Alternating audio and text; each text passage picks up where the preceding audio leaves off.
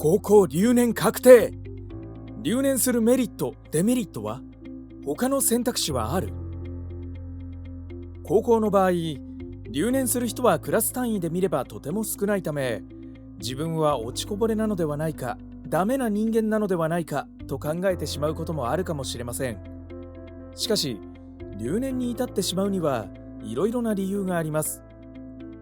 留年してそのまま学校に残り、下の学年と一緒に勉強する以外にもたくさんの選択肢があります。この動画では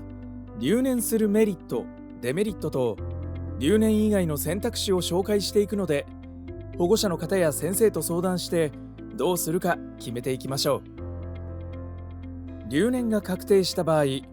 同じ学校にとどまることにもメリットはあります。例えば年代の垣根を越えた友人ができるほか、元同級生とつながり続けることで大学や就職に関する情報を得られる可能性も高まります。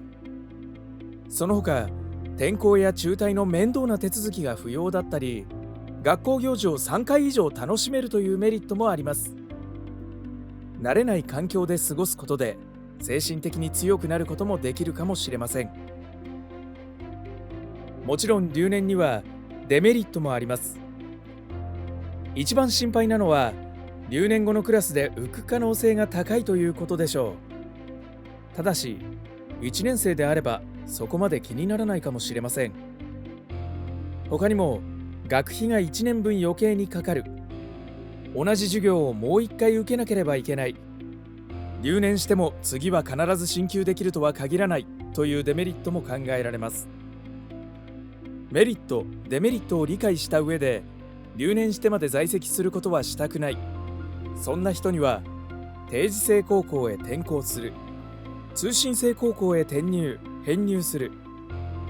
高卒認定試験に合格し大学進学や専門学校進学を目指す、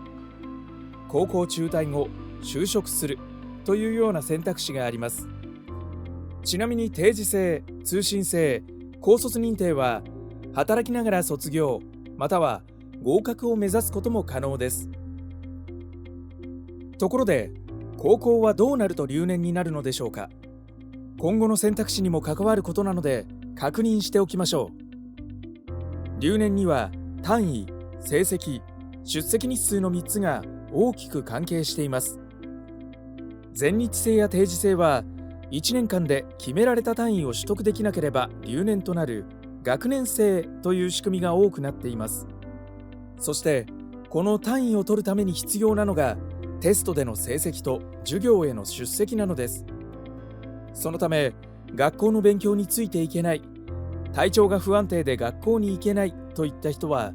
他の高校に移るとしても成績と出席についてはよく考えた方がいいかもしれません。